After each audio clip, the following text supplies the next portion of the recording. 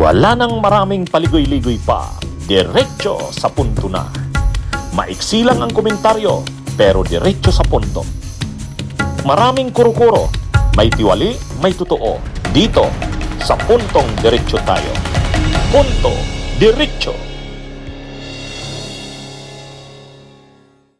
Mga kabunyog, mga kababayan, may ebidensya ba si Barsaga kay Rason? Kasi sabi ni Barsaga, itong Kiko Barsaga, si Kung Miao, bribe daw, bribe, sinuhulan nitong bilyonaryo. Ang tawag nga nila, ultra bilyonaryo, kasi ito yung pinakamayaman sa Pilipinas ngayon. Tinalo na si Villar. Sinuhulan daw o bribe ni ultra bilyonaryo Enrique Rason ang mga kongresista. Lalo na yung mga miyembro daw ng NUP, National Unity Party, para suportahan si Romualdez sa pagka-speaker. Kumbaga gumasto si Enrique Rason ng pera, sarili niya, para ibigay sa mga kongresista para kapalit ng suporta kay Martin Romualdez sa pagka-speaker. Yun ang aligasyon nito ni Barsaga. Hindi natin alam kung may ebidensya siya sa ganyan. Pero sabi ni Barsaga, handa daw siyang harapin si Rason sa lahat ng korte daw. Saan pa daw na korte yan? Saan mang korte daw yan, handa daw siya dyan. The sooner daw, the better. Matindi rin tong si Barsaga nanghahamon. Ngayon, ang tanong, may ebidensya kaya si Barsaga kay Rason? Tungkol dun sa pagbabribe, ewan ko kung may ebidensya siya. Pero yung si Rason kasi, involved ba talaga si Rason sa politika? Actually, marami ng artikulong lumabas niyan. Kagabi diniscuss ko yan. Sabi ko, mayroon naman talagang mga artikulo na nagsasabi na si Rason ay nakikialam sa politika. Nagsusugal din sa politika. Nag-i-invest din sa politika. Kaya lang, may mga nag-react sa akin yan. May ebidensya ka ba, Attorney Enzo, ng sinasabi mo? Sabi ko, nabasa ko na yan, hindi ko lang na-ready ngayon. O ngayon, na-ready ko na yan. Mayroong mga yan. Sa Politico.com, naging article na yan. Sa patipon ni Congressman Dan Fernandez, kasi tatakbo noong plano niyang tumakbong gobernador ng Laguna, in UP yan si Dan Fernandez, in UP, National Unity Party. Ngayon, si Rason, isa yan sa inaasahan ni Dan Fernandez, tutulong sa kanya. Lalo na sa kanila sa NUP. Ngayon, inimbitahan yan si Rason. Nandun, umatin si Rason sa patipon ng NUP. Nag-o-taking ng mga bagong members ng NUP, yung National Unity Party. Umatin siya. Kaya nalilink yan si Rason na sa NUP, na itong NUP, si Rason ang nasa likod niyan. Kasi umatin siya doon sa o-taking ng mga new members. Siyempre, si Rason, sa part niya, kung ayaw niyang malink sa politika, ayaw niyang maakusahan na siya ay may link sa politika, hindi dapat siya attend doon. Pero siyempre, ang sabi niya naman, attend lang naman siya doon.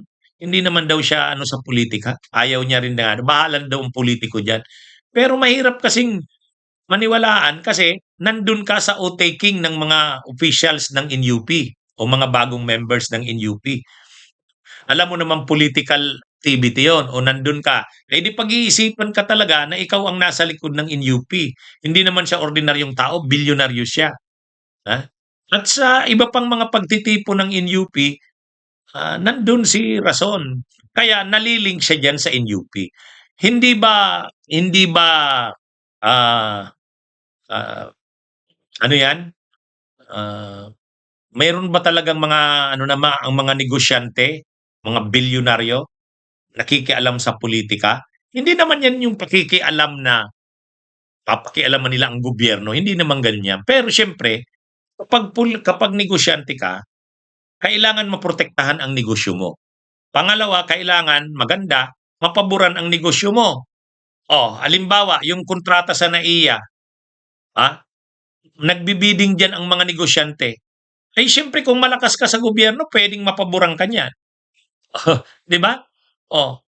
Yung mga, halimbawa, may mga proyekto ka, solar power, gusto mo na magbukas ka ng solar business sa Laguna, ay kailangan maimpluwensya ka sa politika rin. Kasi kailangan niyan aprubahan niya ng Department of Energy, kailangan niyang aprubahan ng gobernador.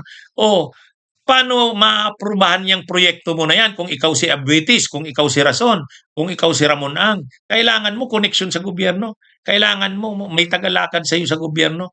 Hindi naman tingnan niyo si Leandro Lebeste. Maibibigay ba sa kanya yung solar industry, yung prangkesa ng negosyo niya sa solar? Paano nabigay sa kanya yon? Connection ng mother niya. Oh, connection kay Duterte. O di ba napirmahan kay Duterte yan noong 2019? Ganyan din yan sila Rason. Ganyan din yan sila Ramon S. Ang. Ganyan din yan si Villar. Si Villar nga, anong kanyang partido? Oh, Nationalista Party. Kanya yan. Si Danding Kuwangko noon, siya ang founder ng Nationalist People's Coalition. Nang mamatay si Danding Kuwangko, pumalit sa kanya si Ramon S. Ang. Si Ramon S. Ang naman, RSA ng San Miguel, siya naman yung pinaniniwalaang nagmana kay Danding doon sa Nationalist People's Coalition. At itong si Rason, umano, ito rin ang nasa likod ng NUP. Ito naman yung kanyang grupo. Hindi man siya lantaran dyan, pero hindi naiiwasan na iugnay siya diyan. Kasi may mga activities nga yan na uma-attend siya. Pero syempre, i-deny niya yan na siya yung nasa likod ng NUP na yan. Pero tungkol dun sa sinasabi kay Barsaga, medyo hindi natin alam yun. Kasi tungkol na yun sa bribery na panunuhol na yan sa mga kongresista. Kay Barsaga na yon. Ako lang, ang sinasabi ko, si Rason ba mayroon talagang involvement sa politika? Hindi naman niya sa yung nakikialam sa pagpapatakbo ng gobyerno. Hindi naman sa ganun. Ito namang mga politiko, katulad ni Dan Fernandez, nung tumakbo siyang gobernador ng Laguna, natural, magastos tumakbong gobernador. Kailangan mo ng tulong ng mga negosyante. Hindi, ito, pwedeng humingi siya ng tulong kay Rason. Hindi natin alam. Hindi naman siyempre yan sasabihin nila. Pero normal lang naman sa politiko, hihingi ka ng tulong sa negosyante. Ang pinagbabawal lang, yung nakalagay sa election code natin, bawal kang humingi ng tulong, donation, contributions sa mga individuals or korporasyon na may kontrata sa gobyerno. Yun yung bawal. Anyway, yan yung tungkol dyan kay Rason kasi maraming nagtatanong sa atin tungkol dyan. Okay, mga kabunyog, mga kababayan, magandang araw sa inyong lahat. Mabuhay po tayo. Bunyog, bunyog, halikan na kasama ka. Bunyog, kapag buklod ay may pag-asa. Luzon, Visayas, Mindanao, isa ang pananaw. Sa bagong Pilipinas ang bunyog isisigaw. Bunyog, bunyog.